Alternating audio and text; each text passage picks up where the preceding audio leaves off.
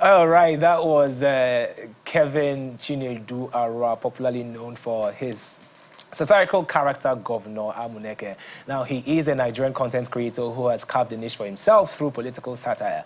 Through short skits on social media, he embodies the fictional Governor Amuneke, an exaggerated African politician whose humorous but pointed commentary mirrors the realities of governance across the continent. And he joins me in the studio today. Your Excellency, Governor Amuneke. Welcome to the program, sir. Thank you for having me. I was expecting that you would be wearing some agbada, like a typical politician. Or am I talking to Kevin now? You're talking to Kevin now. All right. I do enjoy your content. I've known you for a very long time now, and I know that you've been, making quite a number of content on, social issues for a very long time. But at what point did you hit the character Governor Amuneke, and how did it change your trajectory? Well, it occurred to me last year that we are heading to a very dangerous zone. It got to a point where I was like, I need to drop everything I was doing and talk about something that is very important. And like I said in some of the interviews that I, granted in the past, it began when I did my wedding, and a lot of people couldn't attend because of insecurity. So along the Nsukka OP road, there are different cases of, kidnapping, people missing and all of that. And it was constantly, some attacks at Hamufu, it's very close to my side. And when I got some of those reports, and then they were sending me the videos because I'm a popular person who could speak for them and all of that. So, the more I try to ignore, how people would say, don't talk about government, or don't talk to government. But at some point, I'm like, this one will be there in our life. Right? We need to talk about it because we're not living anymore. So at that point, I made a video, tried to talk to my own governor, Governor Pitamba. I was like, this is what our people are saying. I saw all of the projects he had. I was happy when I went to Enugu. There's so many schools. He had this project of smart schools. Right. Bring down all the schools, and it was amazing. But when I started saying things on insecurity, I was like, I need to speak to him. And then I made a video just without a costume and say, sir, this is what our people are saying. I wasn't disrespectful or anything. But he made the post and said people are projecting propagandas, that there are insecurity, while we are working. I'm not saying he wasn't working, but what people are saying, what I was seeing myself, was way worse than what people were projecting. And I said, okay, for the last time, I'm not going to talk about it. Since I'm already a content creator, let me switch. That was why you started political satire. And I took my best agbada. It was supposed to be a wedding agbada. I said, I'm going to be a governor. And I'll show people what, most of governors, do. Okay. Okay, now, do you think enough people understand political satire? Do you sometimes see a part of your audience feel like this is how things should be? Because, with what you do not necessarily directly call out the problem. You show the problem with your videos, and you show how it affects people, and you show how it is being whitewashed, with the media. That's your popular slogan, let's check the edit. Yes. Yeah? But do you think that some of your followers don't necessarily understand? Have you ever had a comment where somebody thought that, okay, this is how it should be? Like counter my style? Like people actually thinking that, oh, you are not against this, but you are for this. I think everyone understands what I'm doing. I think, it's clear, it's glaring. It's not something that anybody needs subtitle. So I don't see comment that is against the style of my comedy. That, if I understand your question correctly. Yeah, because you said you spoke directly, you spoke truth to power directly, and it wasn't received properly. You're asking, since I'm doing satire, do they really understand my intentions? Exactly. 100% yes. Okay. Okay. The feedbacks are amazing. These days, people go to, people voluntarily share pictures, the real pictures, aside what government has shown. So it was when I started that people are now going to see the real project. People are going to see and say, see, aside the edit governor had shared, though, this is the real picture. So that's when I knew that the impact was just so massive. So let me get this straight. For every of your skits, do you draw inspiration from a real life situation that someone in government is actually doing? Yes, 1000%. All the inspiration is from what I've seen and what I forecast will happen. And most times when I forecast, it comes like a prophecy. Like, I would think about a scenario, and then you see it happening. So it's inspired by life events. Have you at any point, you know, felt like there's a bit of a danger to the political satire that you do? Have you ever gotten any sort of threats or, you know? Yeah. Well, it's a journey. I knew the implication before I started. So my own belief system is that what will happen will happen. You know, Jesus knew he was going to be crucified before he got crucified. So whatever that will be, be my end, will still be my end. It doesn't matter. So I don't do my thing and then I get scared that this person will get offended, send people. I see threats, people send me DMs, whatever you do, this government will still here till 2031 and all of that. We know where you want to send me a message. I was like, we know where you live, we'll come after you. And I'm like, you come after me, then what happens? Do you understand what I'm saying? When you come after me, what happens?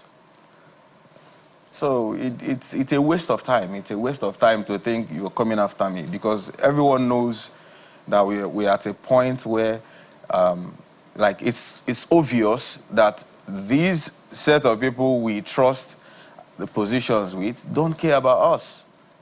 Yeah, so it is not a thing of my decision. It's a thing of the heat that is touching everyone. Yes, everyone is touching. By the way, I started a new campaign where I call out local governments and their projects. And I still do it indirectly. Appreciate them for the work they've done. Very bad jobs they've done. So people get videos and footages from different schools, different hospitals and all of that. And they send it to you? Yes, because the president has come to say, we send our locations to them. So why is everyone all focused on the president? You're living with your brother who is eating your borehole, who is eating the money that is meant for your health care, your primary schools. You are living and dining, the person passes across you, siren every time, you're healing the person. But the president has, the money has, you know, is already dispersed, is allocated to different local governments, and nobody is doing it, talking about it. So I began a campaign that everyone should post, everybody should bring out the local, the name and the picture of their local government chairman with the projects, the government infrastructures that they have, so that they'll be seeing it. Okay. Yeah. Okay. That's very interesting. How difficult is it to be an advocate or an activist? Because also we've seen in the course of history, a lot of activists bow to pressure, and even most often than not, eventually join politics. Yeah. So how difficult is it really? And do you think that the people that you fight for, if push comes to shove and you are in a big problem, do you think that the people you fight for will come out to defend you and to demand that you're probably released? Well, I don't really pay much attention to those negative side of it. Activists are born; they are not self-made. It's something you see yourself doing because you have passion for it, because you're watching people taking some kind of dirty water, and then you can't sleep. So if I can't subject myself under the pressure to advocate for my people, I wouldn't even get the rest. If I say let me let the government be, let me let it be, I'm not happy doing this job, right? I'm not happy being here talking about that. I should be there exploring my creative mind, right? You know, I had passions for camera jobs. You know how you knew me then. Now I think I met you during the entertainment, you know, editing and stuff. 2017, I came here for an interview for an editing job, right? But I wasn't qualified enough. I had to go and start learning after effects so I can meet up before I now hit another passion that I took more serious. So I have other things that are very important to me. So this pressure is not as much pressure as it should be if I don't do it. Do you understand what I'm saying? Yeah, I understand. So if I don't do this, the pressure of watching your people wallow, there's a video somebody sent to me. I'm going to share it on my page soon. People are drinking water, like you could literally see fish and snake inside the water. Inside the water. They have to like wait for it to leave before they are able to drink it. And you have to fetch and go and wait for it to settle before you drink. Somewhere in Ebonyi State and all of that. So I don't care about the repercussions. I know how Nigerians are wired.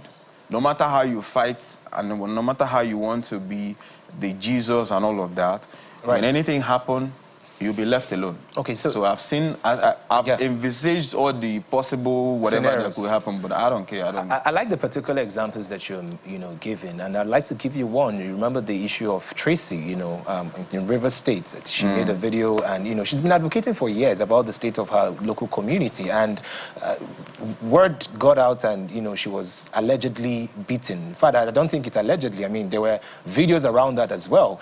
But all of a sudden, she made a U-turn. She apologized and said that, what she was saying online was not true. And obviously, a lot of people think that her family had been threatened, or she had been threatened, or something actually made her do a U-turn. So what can make somebody that... A lot of people do a U-turn. I've seen a lot recently. It's pressure, Like I said, activists are born. What could you possibly do to me that will make me have a U-turn? It's who I am. It's not about something I chose to draw attention. I don't want to be here talking about this. I don't want to be here. Let them do their job. Let me go and do my entertainment in peace. Do you get? I'm not here because I'm getting engagement. I want a cheap follow. I want a cheap attention. I'm not here for that. So it's not something you can just tell me. The worst you could do is put me somewhere I won't speak. That's it. As long as I'm alive. My father spoke the truth till he was gone. If anybody, people that knew him knew he spoke the truth till the last day of his life. So we are not scared of telling the truth. And I know people, it's not as much as I've seen activists, self-acclaimed activists anyways, because a lot of them, they start with that because they know how Nigerians are easily carried away when you're emotional, when you're acting like you're advocating for them and all of that. A lot of them are not. They are not real. They are not, it's not from them. They are just camouflaging. So you think we have a lot of activists that are not real activists? Yeah, they pay a lot of them. They are just on their do you have anybody in mind? I don't have anybody in mind, bro. I don't have anybody, but time reveals. I've seen people that have been there for long. I've seen people that have been consistent, that have shown you that, okay, this is what I'm passionate about. And they've been there. They've been there. I've seen people that have got old, naturally grown old, and they are still doing what they are doing. Yeah. So that is it. Anybody who buys for pressure, was never ever passionate about a change that he or she was advocating for. And that is actually a very good note to end. Well done. We're proud of your work, Governor Amuneke. Thank you. His real name is Kevin, and your story is very inspiring because you did apply for a job as an editor and you never got the job. But look at you here, the same channel, you are sitting as a guest and we're televising you to millions of people. So just keep doing what you're doing and the sky is just your starting point, all right? Thank you. Your Excellency, thank you very much. Can I have a final word? Oh, hey, just a few seconds because we need to wrap this up. Yeah, so just hello Nigerians, please. Let's get our PVC and get ready. Let us have it in mind that the future is in our hands. Let's do the right thing. Let's not wait for them, okay? When we start asking the right questions, doing the right thing, the change is within us, and we are going to have it. Thank you. Thank you very much. That was Kevin, Governor Amuneke, and we had such a great time. Rubbin will continue after this break. Stay with us.